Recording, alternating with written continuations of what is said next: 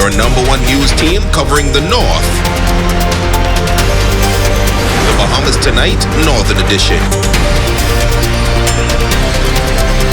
Welcome back. Kingdom Worship Center hosting a business expo on Sunday in an effort to assist Grand Bahama residents aspiring to do business on the island.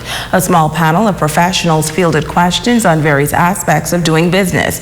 General Manager of Spartan Builders, Deshaun Smith, and businesswoman Cutel DeVoe had this bit of advice for potential business owners. People are always waiting for the right time. You know, when I get the money or when I get this and that, and they make 1,001 excuses, and my advice would just be start today. Yeah. Okay. Okay. There's no way that you can't start at one place. One of the things that I did when I came back from college was, you know, I stopped hanging out with friends. So my friends that I hung out with, you know, prior to high school, I kind of put that beyond me. So while they were going out and drinking and hanging out, I was home, you know. I was up till 3, 4 o'clock on the computer just researching, hours and hours and hours just teaching myself. You have to be willing to do the work. Yes.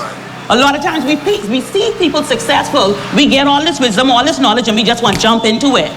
It's not that easy. We have to be willing to make the sacrifice to put in the work. That is what I want everybody to understand. Director of Group Corporate Affairs and Government Relations at the Port Group Limited, Philshire Grant, is admonishing aspiring business owners to do their due diligence before venturing into business. You can't force people to buy something because you think it's a great idea. You can't come to a community and say you should have a blue cup if that community wants a red saucer. Okay. People try to force something that doesn't fit because they think it should fit. Do market research. Yes. What is the need that you're trying to fulfill? Is there a gap? Is there a service that you're trying to provide? Yes. Just because you think it's great, it might be great, but it's not great for your demographic. Are people going to want to buy what you are producing? Absolutely. Switching gears now, a local Junkanoo group says while they are known for their commitment to culture, they are also in the business of youth development. The Swingers making a stop at a school in the Western District this morning. This following an incident that went viral on social media. The group leaders say that the goal is to pour into the students physically and mentally. Megan Shepard was there. Students of the 8 Mile Rock High School treated to a hot breakfast thanks to the outreach arm of the Swingers Junkanoo group. Chairman of the group, John Armley, says that the group is focused on making an impact in the community outside of the normal Junkanoo season. We wanted to come up to assist the school as well as the students, because even up to this point, some people still don't have a consistent hot meal. So we wanted to do that, give back to the students and the staff, as well as speak with some of the students in light of an incident that happened a few weeks ago.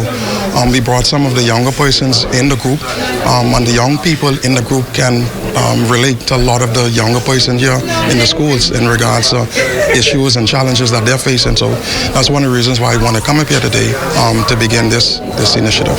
Principal Chester Cooper says they are grateful to have the positive influence on campus, as well as the most important meal of the day. I want to express my gratitude to the Swingers group. This is an awesome gesture.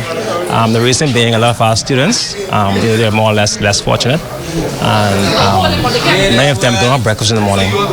Like I said, this is so timely, and I'm wishing they can do this every morning, but unfortunately that's not the case. But like I said, it's greatly appreciated.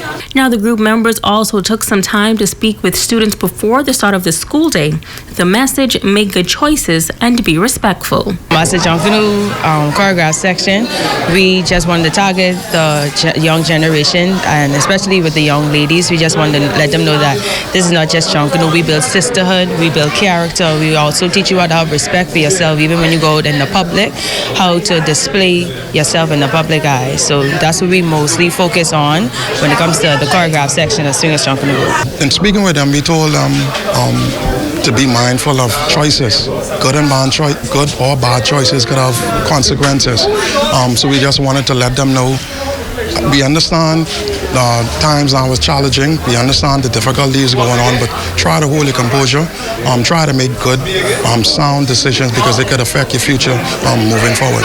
Armley says that with the continued support of the community, the goal of the Swingers is to visit every school on the island. Megan Shepard, ZNS Network News. A goodwill gesture by a visiting group will help to make life a whole lot easier for those residing at the Home Away from Home facility. The shelter has had its share of problems, but things are looking up now, and operators couldn't be happier. Jamila Mizik reports. The Home Away from Home, located on Amberjack Street in Carville Beach, getting some much-needed repairs since receiving damage by Hurricane Dorian. The home, which houses more than 75 displaced persons, is being repaired by volunteers of the Champs Missions organization. Director and founder of Champs Missions, Rick Schusler, says they've been on the ground assisting in the community shortly after the storm by bringing supplies to the island. He says they were able to donate some of those supplies to the home, and after seeing the state of the home, that's when they decided to help. And God put it on our heart to see what else we could do, and the roof was damaged during the hurricane, so we took it to our board, we asked them, and then we decided to come and to re-roof the whole roof.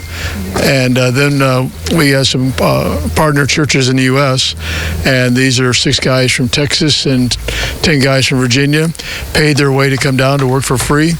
They've been working on our Champs Community Center with the Falcon Boys Club, and then they came over and re-roofed the entire roof for free here at the Home Away from Home. We are so thankful for the opportunity to continue to partner with various NGOs, and in particular Champs Missions, our international partner that has been around our program now for the past several years. And just for us to be able to come and partner with Home Away from Home, hearing her cry over the many months in reference to the roof, to actually get an aerial shot of what's taking place here this morning.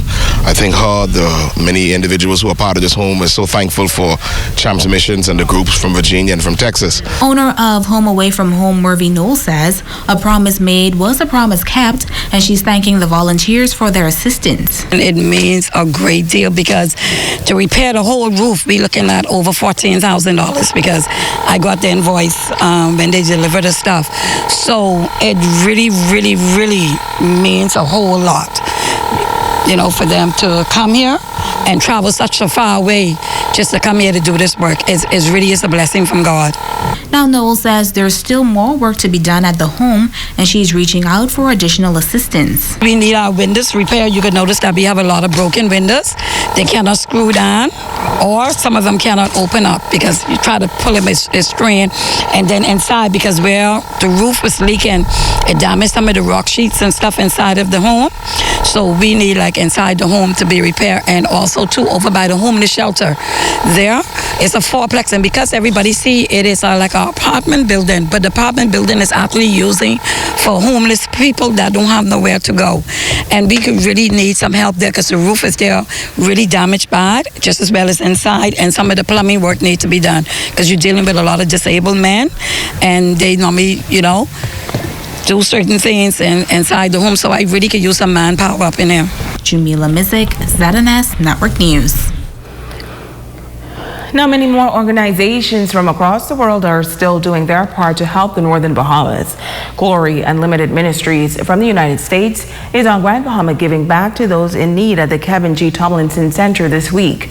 Medical Director Deborah Witt says it was important for the team to come to Grand Bahama to bring hope. She adds that they also have a mobile clinic.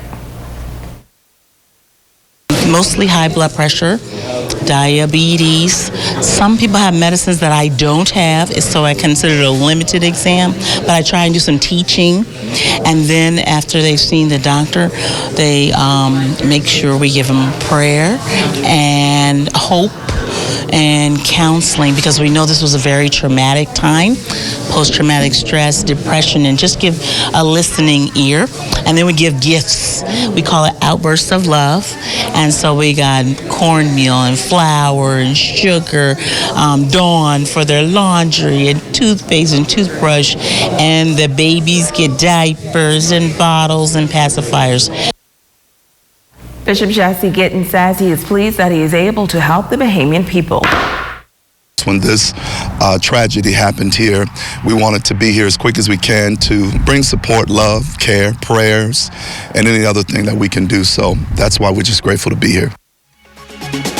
And that's a look at stories making news. Ramiko, what's happening in sports? Well, the senior girls of St. George's made it to the finals in the Geneva Rutherford Girls Basketball Classic, but they lost, and we're going to take a look at that game. Okay, stay with us. Ramiko Knowles as a check on sports when we come back.